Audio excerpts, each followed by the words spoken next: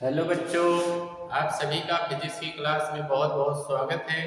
आज हम लोग एक बार फिर से बहुत ही बीएससी सेकेंड सेमेस्टर बहुत ही इम्पोर्टेंट टॉपिक पढ़ने जा रहे हैं, एलसीआर सर्किट। पिछली क्लास में हमने पढ़ाया था क्या क्या, एलआर सर्किट पढ़ा चुके हैं, हम लोग पढ़ चुके हैं और सीआर सर्किट पढ़ चुके हैं। आज हम लोग क्या पढ़ेंगे, एलसीआर सर्किट। ठीक है, तो ये एलसीआर सर्किट क्या होता है बच्चों, जिसमें एक इंडक्टर लगा रहता है। बहुत ही इंपॉर्टेंट टॉपिक है एलसीआर टॉपिक। इसमें एक हम लोग कैपेसिटर लगा देते हैं और एक हम लोग क्या लगा देते हैं बच्चों, रजिस्टर लगा देते हैं और इसको हम लोग क्या करते हैं, बैटरी से जोड़ देते हैं। ठीक है, और जैसा कि हमने एलसी सर्किट में और एलआर सर्किट में पढ़ चुके हैं हम लोग कि इसमें क्या होता है, पोटेंशियल ड्रॉप कितना होता है, इसमें वीएल होता है, इसमें वीसी होता है और इसमें वीआर होता है। ठीक है, यहाँ से जैसे ही बैटरी कनेक्ट करेंगे, यहाँ से करंट फ्लो होने लगता है। तो कैसे कैसे क्या होगा, परीक्षा में क्या क्या लिख के आना है, उसको आइए देखते हैं हम लोग क्या लिख के आएंगे। इसी के बारे में पढ़ना है हमको, बहुत ही इम्पोर्टेंट है, थोड़ा टॉपिक बड़ा है बच्चों। आइए देखते हैं क्या लिख के आएंगे हम लोग परीक्षा में।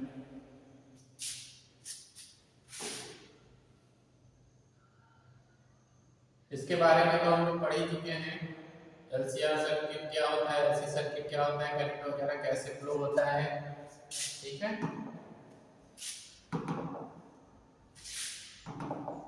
चलिए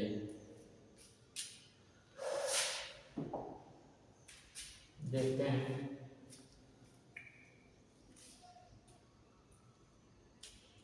थोड़ा सा टाइम ज़्यादा हो रहा था वीडियो बनाने में, इसलिए मैंने क्या किया है, पहले से लिख लिया हूँ, आज सिर्फ समझाऊंगा। ठीक है, ये है एलसीआर सर्किट। ठीक है, यहाँ पे पोटेंशियल ड्रॉप क्या होता है, वीएल, और कैपेसिटर पे पोटेंशियल ड्रॉप क्या होता है, वीसी, और रजिस्टर पे पोटेंशियल ड्रॉप क्या होता है, वीएल। ठीक है, तो हम लोग सबसे पहले क्या लिखेंगे बच्चों, let us consider a circuit containing conductor, ये कंडक्टर क्या है, एल है, कैपेसिटर सी, ये कैपेसिटर क्या है, सी है, जिसपे चार्ज कितना है, क्यू है, एंड रजिस्टर आर, ये रजिस्टर क्या है, आर है ना, कनेक्टिंग इन सीरीज कॉम्बिनेशन। इसको हमने क्या कर दिया है, सीरीज कॉम्बिनेशन में, यानी कि सीरीज क्रम में इसको कंबाइन कर दिया है, कनेक्ट कर दिया है, और इसको हम लोग क्या किए हैं, एक सेल से जोड़ दिए हैं। यहाँ पे in series combination with a cell connect having EMF E, एक ये इसमें सेल लगा दिए हैं जिसका ईएमएफ कितना है बच्चों, ई है ना। तो मान लेते हैं कि किसी भी टाइम पे जैसे ही इसको हम लोग बैटरी से जोड़ेंगे तो क्या होगा, चार्ज का फ्लो होगा, चार्ज फ्लो होगा, करंट फ्लो होगा। तो यहाँ पे ये क्या करता है, कैपेसिटर क्या करता है, चार्ज को स्टोर करता है। ठीक है, और ये इंडक्टर क्या करता है, करंट को तेजी से आने से रोकता है ना। करंट क्या करता है, इंडक्टर क्या करता है, जो हो रहा है उसका अप्रोच करता। ठीक है, अगर करंट तेजी से जाएगा तो रोकेगा और करंट घटेगा तो उसको बढ़ाएगा, और करंट बढ़ेगा तो घटाएगा और घटेगा तो बढ़ाता है। इंडक्टर का काम ये होता है, ये पता ही है। और रजिस्टर क्या होता है, ये भी सभी को पता ही है। Let any time T time पे मान लेते हैं, यहाँ पे जैसे ही इसको बैटरी से जोड़ेंगे तो चार्ज यहाँ क्या होगा, स्टोर होगा। तो टी टाइम बाद मान लेते हैं इसमें चार्ज कितना स्टोर हो चुका है, क्यू चार्ज। ठीक है, तो अगर हम लोग इसमें क्या करेंगे, किरचॉफ वोल्टेज लॉ लगाएंगे। ठीक है, किरचॉफ वोल्टेज लॉ लगाएंगे। किरचॉफ वोल्टेज लॉ सभी को पता है क्या होता है ना। तो देखेंगे E बाई, चाहे तो हम लोग ऐसे भी लिख सकते हैं, ये E बराबर क्या हो जाएगा, VL, क्योंकि ये इसको हम लोग कैसे लिखेंगे, क्योंकि करंट का फ्लो इस डायरेक्शन में हो रहा है। तो सबसे पहले हम लोग E क्या होगा, पॉजिटिव होगा, E पॉजिटिव होता है, इस डायरेक्शन में जा रहे हैं। तो ये क्या होगा, माइनस VL, जैसा कि हमने बताया ही था। फिर उसके बाद क्या होगा, माइनस VC, और इसके बाद क्या हो जाएगा, माइनस VR। ये किसके बराबर हो जाएगा बच्चों, 0 के बराबर होगा। या फिर इसको हम लोग क्या लिख सकते हैं, E बराबर VL plus VC plus VR लिख सकते हैं। और हमको पता है इंडक्टर पे पोटेंशियल ड्रॉप कितना होता है, LdI/dt होता है, LdI/dt होता है। और कैपेसिटर पे आज ही बताया था क्या होता है, Q/C होता है। और VR, आर, आर रेजिस्टर से कितना होता है आई इंटू आर होता है। वही बच्चों हम लोग यहाँ पे लगाए हैं V L plus V C plus V R, उसके बाद ई बराबर हम लोग क्या लिखे हैं L D I upon D T plus D Y C plus I R. ठीक है, ये कैसे आया इतना लाइन हमने बता दिया ना, कोई कंफ्यूजन हो तो बताइए ना, इसको लिखना नहीं है, ये तो समझाने के लिए मैं बता रहा था। ठीक है, ये हो जाएगा। उसके बाद हमको पता है आई की वैल्यू क्या होती है D Q upon D T, current क्या होता है भाई the rate of flow of charge, तो आई बराबर क्या लिखेंगे D Q upon D T. तो क्या करेंगे यहाँ जहाँ जहाँ आई है वहाँ पे हम लोग क्या कर देंगे D Q upon D T लिखेंगे। आई यहाँ है, यहाँ आई है, आई यहाँ है, और उसके बाद हम लोग क्या करेंगे आई के स्थान पे D Q upon D T लिखेंगे, ई बराबर L D I upon D T था ना, D D T of I के स्थान पे क्या लिखेंगे D Q upon D T plus Q by C plus I यहाँ था आई के स्थान पे D Q upon D T into R. फिर इसको हम लोग क्या करेंगे इस पूरी इक्वेशन को यल से हम लोग डिवाइड करेंगे, क्योंकि यहाँ पे भी यल है तो यल से डिवाइड करेंगे बच्चों हमको क्या मिल जाएगा, यहाँ इसमें डिवाइड करेंगे तो ई बाई यल बराबर यहाँ यल से यल कैंसिल हो जाएगा तो क्या बन जाएगा D Q upon D T square plus Q by L C, क्योंकि क्यू बाई सी था यल से डिवाइड करेंगे तो क्यू बाई एल सी हो जाएगा, प्लस आर था ये आर मैंने पहले लिख दिया आर बाई एल, यल से डिवाइड किया D Q upon D T. एक चीज और हमको पता है बच्चों कि रेजोनेंस कंडीशन पे क्या होता है एक्सएल बराबर क्या होता है एक्स सी, ये तो जानते ही होंगे क्लास 12 में पढ़ के आए हैं। एक्सएल की वैल्यू क्या होती है बच्चों एल ओमेगा होता है, और एक्ससी की वैल्यू क्या होती है एक्ससी की वैल्यू होती है ओमेगा सी, यही ना। तो यहाँ पे हम लोग इसको क्या लिख सकते हैं ये सी इधर चला जाएगा अगर तो यल सी बराबर भी हम लोग क्या लिख सकते हैं 1 अपॉन ओमेगा स्क्वायर तो लिख सकते हैं ना, कोई कंफ्यूजन तो है नहीं, ये तो क्लास 12 में पढ़ा होगा बहुत ही आसान था। तो ये यल सी के स्थान पे हम लोग ओमेगा 1 अपॉन ओमेगा स्क्वायर लिख सकते हैं, यानी कि यहाँ जहाँ क्यू बाई एल सी है हम लोग वहाँ पे क्या लिख सकते हैं 1 अपॉन ओमेगा स्क्वायर लिख सकते हैं ना। यहाँ पे मैं लिख दिया हूँ सिंस एलसी बराबर 1 अपॉन ओमेगा स्क्वायर, मैंने बता दिया कहाँ से आया है रेजोनेंस कंडीशन पे क्या होता है एक्सएल बराबर एक्ससी होता है, एक्सएल की वैल्यू क्या होती है ओमेगा एल और एक्ससी की वैल्यू 1 अपॉन ओमेगा सी होता है, और यहाँ से सी इधर चला जाएगा ओमेगा इधर आएगा तो एलसी बराबर 1 अपॉन ओमेगा स्क्वायर होता है। ठीक है, चलिए आगे वाले पेज पे देखते हैं हम लोग क्या है।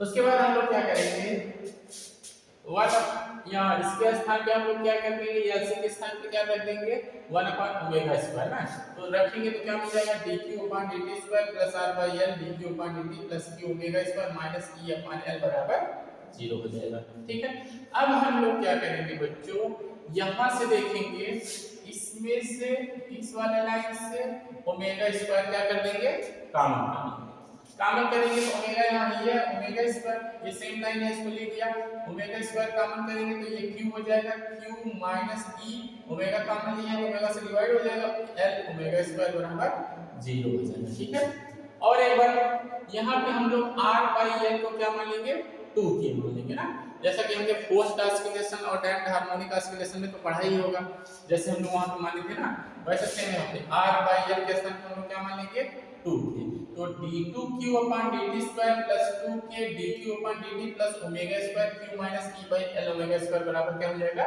0 हो जाएगा, और r बाई l के स्थान पर क्या रख दिया 2k। ठीक है, उसके बाद देख लो बच्चों अब इस पूरे टर्म को हम लोग क्या मान लेंगे x मान लेंगे ना, x बराबर क्या हो जाएगा x किसको माने q minus e upon l omega square. ठीक है, तो इस पूरे टर्म को हम लोग x मान लेंगे तो क्या हो जाएगा d2q upon dt square plus 2k plus dq upon dt plus omega square इसके स्थान पर क्या मान लिया है x मान लिया है, बाद में इसकी वैल्यू रखेंगे q minus e by l omega square के स्थान पर बाद में x के स्थान पर ये पूरी वैल्यू रखेंगे। ठीक है, उसके बाद हम लोग जब इसको x बराबर इतना माना है तो अगर इसको हम लोग t के रिस्पेक्ट में डिफरेंशिएट करेंगे बच्चों क्या आ जाएगा देखो dx अपॉन dt बराबर dq अपॉन dt ये पूरा टर्म क्या है कांस्टेंट है तो ये तो पूरा 0 हो जाएगा, इसको अगर t के रिस्पेक्ट में डिफरेंशिएट करेंगे तो क्या आएगा dx अपॉन dt बराबर dq अपॉन dt, एक बार फिर से डिफरेंशिएट करेंगे तो d2x अपॉन dt स्क्वायर बराबर क्या आ जाएगा d2q अपॉन dt स्क्वायर आ जाएगा। ठीक है, अब इस इक्वेशन 2 का यूज हम लोग क्या करेंगे, इस इक्वेशन 1 में रखेंगे। कहाँ कहाँ पे रखेंगे, जहाँ dt अपॉन dt है वहाँ dx अपॉन dt रख देंगे, और d2q जब अपॉन dt स्क्वायर जाना वहाँ पे d2x अपॉन dt स्क्वायर रख देंगे। इसको हम लोग यहाँ पे रखेंगे तो हमको क्या मिल जाएगा, देखो d2q अपॉन dt स्क्वायर के साथ क्या हो जाएगा, d2x अपॉन dt स्क्वायर, फिर प्लस 2k है तो 2k, फिर dq अपॉन dt के साथ क्या हो जाएगा, dx अपॉन dt, फिर प्लस ओमेगा स्क्वायर x था तो प्लस ओमेगा स्क्वायर x बराबर 0। इसको हम लोग बच्चों क्या मान लेंगे, इक्वेशन 3 मान लेंगे, ठीक है। और ये इस देखो ये इक्वेशन देख के कुछ याद आ रहा है, फर्स्ट सेमेस्टर में पढ़ाया था, फोर्स्ड ऑस्किलेशन और डैम्ड हार्मोनिक ऑस्किलेटर, दोनों में आया था ना, वैसे ये इक्वेशन मिला था। तो अब देखो इसको हम लोग सॉल्व कैसे करेंगे, ये differential equation of the LCR circuit है, इसको सॉल्व कैसे करेंगे, इसको हम लोग जैसे उसमें सॉल्व किए थे कि पहले x बराबर a e का पावर अल्फा 1 t मान लिए थे ना, अल्फा t मान लिए थे, ऐसे करके सॉल्व किए थे, अल्फा 1 और अल्फा 2 की वैल्यू निकाले थे, ठीक है। ये सब तो कर ही चुके हैं, आइए देखते हैं आगे क्या करना है।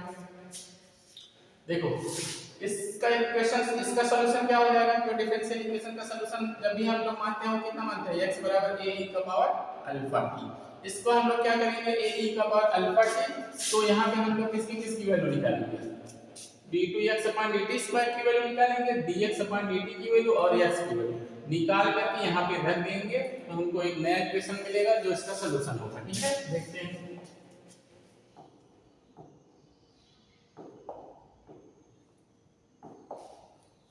देखो x बराबर हमने मान लिया क्या, a e का पावर अल्फा t, तो डिफरेंशियल इसको क्या करेंगे, दो बार डिफरेंशिएट करेंगे, पहले एक बार करेंगे तो dx अपॉन dt की वैल्यू क्या आ जाएगी, a अल्फा इधर आएगा, a अल्फा e का पावर अल्फा t हो जाएगा, इसको एक बार फिर से डिफरेंशिएट करेंगे तो d2x अपॉन dt स्क्वायर की वैल्यू आ जाएगा, तो d2 square x upon dt square बराबर क्या लिखेंगे हम लोग, अल्फा स्क्वायर a e का पावर अल्फा t हो जाएगा। इस पूरे को हम लोग इक्वेशन 4 मान लेंगे। अब जो इक्वेशन 3 था उसमें हम लोग देखो इसकी वैल्यू x की वैल्यू मिल गई, dx अपॉन dt की वैल्यू मिल गई और d2x अपॉन dt स्क्वायर की वैल्यू मिल गई। इन तीनों की वैल्यू हम लोग क्या करेंगे, इक्वेशन नंबर 3 में रखेंगे। देखो putting the value of equation 4 in equation 3, तो हमको क्या मिलेगा, अल्फा स्क्वायर a e का power alpha t plus 2k alpha, फिर इसके बाद dx अपॉन dt था तो a e का power alpha t plus omega square a e का पावर अल्फा टी, ये हो जाएगा।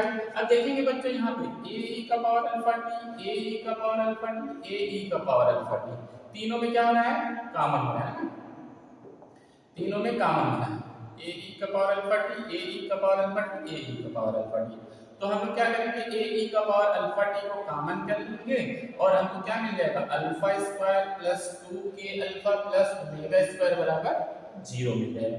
एक चीज हम लोग देखेंगे, ये वैल्यू तो कभी 0 होगी नहीं, ये e का एम्पलीट्यूड 0 नहीं होता है और e का पावर अल्फा t की वैल्यू 0 होगी नहीं, तो 0 कौन होगा भाई, ये इनका और इनका मल्टीप्लाई हुआ है तो दोनों में से कोई, इनका और इनका क्या आ रहा है, इक्वल 0 आ रहा है, तो दोनों में से कोई ना कोई एक 0 होगा, ये तो होगा नहीं पता ही है, तो 0 कौन होगा, ये तो हमने क्या लिख दिया, alpha square plus 2k alpha plus omega square. बच्चों देखेंगे ये अल्फा के रूप में क्या आया है, हमको एक क्वाड्रेटिक इक्वेशन मिला है ना, और क्वाड्रेटिक इक्वेशन को सॉल्व करने के लिए हम क्या यूज करते हैं, श्रीधराचार्य सूत्र ना, तो श्रीधराचार्य सूत्र सभी को पता है क्या होता है, अगर कोई इक्वेशन दिया गया है ax square plus bx plus c बराबर 0, तो इसकी वैल्यू क्या होती है, माइनस b, ये तो सभी को पता होगा, अंडर रूट में b square minus 4ac upon 2a। इस बेस पे हम लोग इसको सॉल्व करेंगे तो अल्फा की वैल्यू निकल आएगा, अल्फा की वैल्यू इसको रखेंगे तो minus 2k plus minus under root में 4k square minus 4 omega square upon 2, ठीक है। a की वैल्यू यहाँ पे क्या है, 1 है ना, अल्फा स्क्वायर का कोएफिशिएंट कितना है, 1 है। फिर इसको सॉल्व करेंगे तो देखेंगे यहाँ पे 4 दोनों में कॉमन है, 4 कॉमन हो रहा है तो यहाँ से 4 क्या हो जाएगा, बाहर आ जाएगा, तो इसका स्क्वायर रूट ले लेंगे तो 2 हो जाएगा। अब देखेंगे यहाँ से 2 और 2 दोनों कॉमन हो जाएंगे, इस 2 से ये वाला 2 क्या हो जाएगा, कैंसिल हो जाएगा, ठीक है। अब हमको मिलेगा क्या, अल्फा की value minus k plus minus under root k square minus omega square, ठीक है। तो यहाँ से अल्फा 1 और क्योंकि देखो अल्फा के पास 2 रूट्स हैं, अल्फा हैज 2 रूट्स, अल्फा के पास 2 रूट हैं, कौन कौन, एक पहला रूट मान लेंगे अल्फा 1, दूसरा रूट मान लेंगे अल्फा 2। अल्फा 1 की वैल्यू क्या हो जाएगी -k प्लस अंडर रूट में k square minus omega square, और अल्फा 2 की वैल्यू क्या हो जाएगी -k माइनस अंडर रूट में k square minus omega square. इस प्रकार से हमको अल्फा 1 और अल्फा 2 की वैल्यू मिल गई है। आगे देखिए बच्चों इसका कैसे सॉल्व करेंगे हम लोग।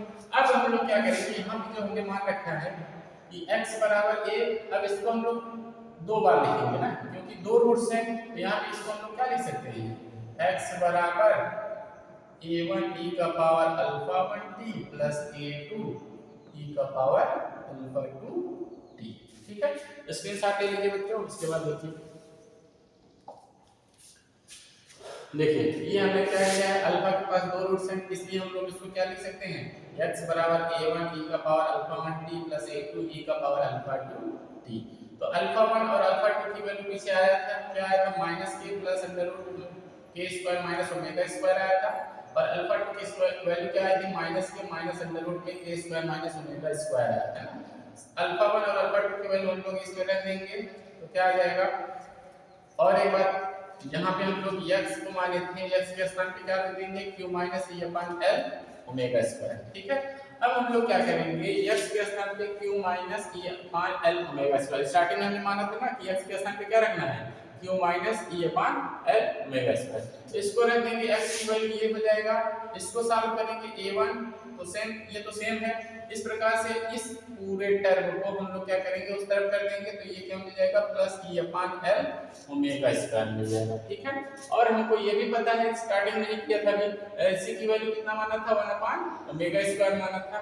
तो इसके स्थान पे हम लोग क्या रखेंगे, e upon l omega square के स्थान में 1 अपॉन ओमेगा स्क्वायर के स्थान पे क्या रखेंगे, हम lc रखेंगे ना, ये lc। तो 1 अपॉन ओमेगा के स्क्वायर के स्थान पे lc रखेंगे, तो ये l से a क्या हो जाएगा, कैंसिल हो जाएगा, तो हमको क्या मिल जाएगा, ec। और हमको पता ही है कि q बराबर क्या होता है, c इंटू v।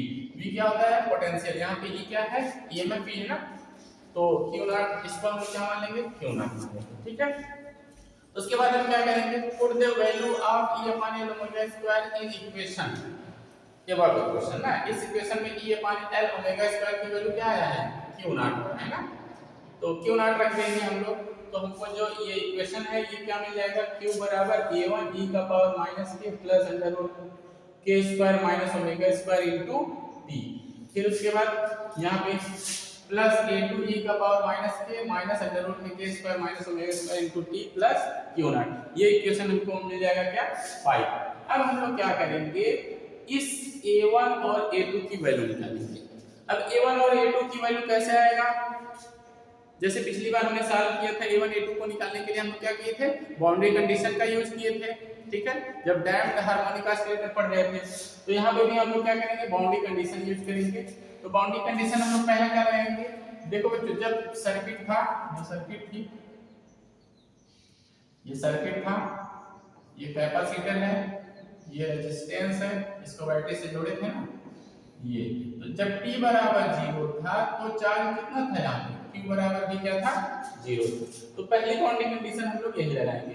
तो जब t बराबर 0 तो q बराबर 0 होगा। इस इक्वेशन में रखेंगे t बराबर 0 और q बराबर 0, तो क्या होगा, ये भी 0, ये भी 0 और ये भी यहाँ पे भी 0 हो जाएगा। तो हमको कुल मिला जुला के क्या मिल जाएगा, a1 e का पावर 0 प्लस a2 e का पावर 0 प्लस q नॉट मिल जाएगा। और हमको ये भी पता है e का पावर 0 और e का पावर 0 की वैल्यू क्या होती है, 1 होती है। ठीक है, आइए अगले पेज पे देखते हैं। तो हम इसको सॉल्व करेंगे, a1 plus a2 plus q not बराबर क्या हो जाएगा, 0, और a1 प्लस a2 बराबर माइनस q नॉट हो जाएगा। ठीक है, इसको हम लोग इक्वेशन a मान लेते हैं। अब सेकंड बाउंड्री कंडीशन लगाएंगे तो हमको एक इक्वेशन और मिलेगा। उसके बाद हम लोग a1 और a2 की वैल्यू निकाल करके ले जा करके इक्वेशन, वो जो इक्वेशन माने थे उसमें रख देंगे। ठीक है, तो देखो बाउंड्री कंडीशन 2 क्या होगा भाई, t बराबर 0 पे q 0 था, तो t चार्ज भी तो 0 होगा, तो चार्ज भी 0 होगा, तो t बराबर 0 पे dq upon dt भी क्या होगी, 0 होगी।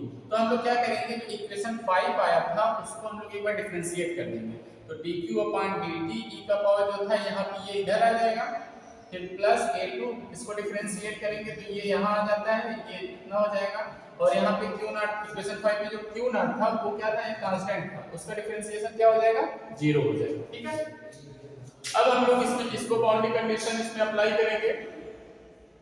dq upon dt की वैल्यू t बराबर 0 पे क्या हो जाएगा 0 हो जाएगा। यहाँ पे t है तो ये पूरा टर्म e का पावर 0 हो जाएगा।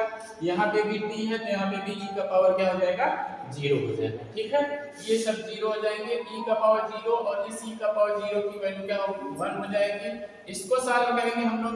देखो a1 का मल्टीप्लाई अंदर कर देंगे ना, माइनस a1 के फिर प्लस था तो प्लस a1 अंडर रूट के स्क्वायर माइनस ओमेगा स्क्वायर। फिर यहाँ पे देखेंगे इस माइनस का मल्टीप्लाई करेंगे माइनस a2 के फिर माइनस a2 अंडर रूट में K square minus omega square बराबर 0 आ जाएगा। ठीक है, अब यहाँ पे हम लोग क्या करेंगे, यहाँ a1 माइनस a1 पे है और माइनस a2 पे है, इसमें से क्या करेंगे हम लोग k कॉमन ले लेंगे तो माइनस के कॉमन करेंगे। माइनस के कॉमन करेंगे तो ये क्या बन जाएगा a1 प्लस a2 माइनस के बाहर आ गया। ऐसे इसमें भी देखेंगे क्या कॉमन हो रहा है, अंडर रूट में K square minus omega square common हो रहा है। अंडर रूट में K square minus omega square common कर लेंगे तो ब्रैकेट में क्या बचेगा a1 माइनस a2, ये पूरा किसके इक्वल हो जाएगा 0। ठीक है, इस देखो यहाँ पे ये माइनस टर्म है, इस माइनस से गुणा करेंगे तो ये पूरा माइनस हो जाएगा, तो ये भी माइनस हो जाएगा और इसको जब इधर ले जाएंगे तो प्लस हो जाएगा। तो a1 प्लस a2 इंटू के बराबर a1 minus a2 under root में K square minus omega square आ जाएगा। ठीक है, यहाँ से a1 माइनस a2 की वैल्यू निकालेंगे तो ये किसके बराबर होगा a1 प्लस a2 इंटू के अपान अंडर रूट में K square minus omega square आ जाएगा। अब हम लोग देखेंगे from equation A, equation A ये है ना, तो from equation A we can write, equation A से हम लोग a1 प्लस a2 के स्थान पे क्या लिख सकते हैं, क्यों नॉट लिख सकते हैं, ये है ना इक्वेशन ए, इसके स्थान पे a1 प्लस a2 के स्थान पे क्या लिख देंगे क्यू नॉट, तो हम लोग क्यू नॉट लिख देंगे a1 माइनस a2 बराबर माइनस क्यू नॉट के अंडर रूट में K square minus omega square, इसको हम लोग इक्वेशन बी मान लेंगे ना। तो आगे देखिए थोड़ा सा और बचा है, तो क्या करेंगे अब इक्वेशन ए और बी को क्या कर देंगे ऐड कर देंगे, क्योंकि देखो a1 प्लस a2 की वैल्यू इतना है, a1 माइनस a2 की वैल्यू इतना है, दोनों को ऐड करेंगे a2 और माइनस a2 ये क्या हो जाएगा कैंसिल हो जाएंगे, बचेगा क्या 2a1 बचेगा ना। तो देखो इसको ऐड करेंगे तो हमको कुछ इस प्रकार से मिलेगा और ये a2 से a2 कैंसिल हो जाएगा 2a1 हो जाएगा और यहाँ पे क्या कॉमन होगा माइनस क्यू नॉट कॉमन होगा तो 1 प्लस के अपान अंडर रूट में K square minus omega square आ जाएगा। तो a1 की वैल्यू निकालेंगे तो ये 2 इसके नीचे चला जाएगा minus Q not upon 2 1 plus के अपान अंडर रूट में K square minus omega square आ जाएगा, ये a1 की वैल्यू मिल जाएगा। ऐसे हम लोग a2 की वैल्यू निकालेंगे कैसे, a1 की वैल्यू इक्वेशन ए में ले जाके रख देंगे तो a2 की भी वैल्यू मिल जाएगी। अब putting the value of a1 in equation A, एक तो देखेंगे ना क्यू नॉट के बराबर था ना a, यही था a1 प्लस a2 बराबर माइनस क्यू नॉट, इसमें रख देंगे a1 की वैल्यू तो क्या आ जाएगा देख लो a2 बराबर minus Q plus Q not upon 2 1 plus के बाय अंडर रूट में K square minus omega square आ जाएगा। इसमें से हम लोग माइनस क्यू नॉट कॉमन कर लेंगे, ये भी माइनस हो जाएगा तो क्यू नॉट कॉमन करेंगे तो ये 1 माइनस भी कॉमन होगा तो ये 1 हो जाएगा, ये माइनस 1 होगा, फिर अंदर मल्टीप्लाई हुआ है 1/2 फिर माइनस इसे 1/2 का इसमें भी मल्टीप्लाई होगा तो k बाय 2 अंडर रूट में K square minus omega square आ जाएगा। ठीक है, इस प्रकार से हमको a1 और a2 की वैल्यू मिल गई है। अब हम लोग इसको ले जाकर के इक्वेशन नंबर 5 में रख देंगे। ठीक है, जो क्या आया था इक्वेशन नंबर 5 आया था, x की जो वैल्यू आई थी क्या आई थी a1 e का power alpha 1 t plus a2 e का पावर अल्फा 2 t। अल्फा 1 और अल्फा 2 की वैल्यू हमें पता ही था, अल्फा 1 की वैल्यू क्या आया था माइनस के प्लस अंडर रूट में K square minus omega square आया था और अल्फा 2 की वैल्यू क्या आई थी माइनस के माइनस अंडर रूट में K square minus omega square आया था ना। इस की वैल्यू रख देंगे, वही इक्वेशन 5 बना था, अब इसमें रखेंगे। और एक बार x की वैल्यू क्या आई थी हमने पहले ही बताया था, इक्वेशन 5 में x की वैल्यू हमने रख दिया था तब जाके ये मिला था ना q और यहाँ q नॉट आ गया था, तो रखेंगे तो q बराबर minus q not upon 2 1 plus के अपान अंडर रूट में K square minus omega square e का पावर अल्फा 1 t था तो अल्फा 1 के स्थान पे ये रख दिया, फिर plus minus q not upon 2 1 minus के अपान अंडर रूट के स्क्वायर माइनस ओमेगा स्क्वायर, ये अल्फा 2 की वैल्यू हो जाएगी, यहाँ पे इनटू t है ना, यहाँ पे इनटू t, इसको ध्यान देना है, प्लस q नॉट हो जाएगा। ठीक है, अब हम लोग क्या करेंगे यहाँ पे भी माइनस क्यू नॉट, यहाँ पे भी माइनस क्यू नॉट, सबको हम लोग क्या करेंगे, ये इसको बाहर कर देंगे, ये मतलब माइनस वाले को कॉमन करके नहीं रखे रहेंगे, तो ये मिल जाएगा q बराबर minus Q nought upon 2 1 plus k upon under root k square minus omega square e का power minus k plus under root में k square minus omega square into t हो जाएगा, फिर plus minus Q nought upon 2 1 minus k upon under root k square minus omega square e का power minus k minus under root में k square minus omega square, यहाँ पे t है ना, ये t प्लस क्यू नॉट, ये हमको मिल जाएगा required solution of the differential equation of the LCR circuit. ठीक है, अगर परीक्षा में बच्चों ये पूछा जाता है तो इसको इतना लिख के जरूर आना है।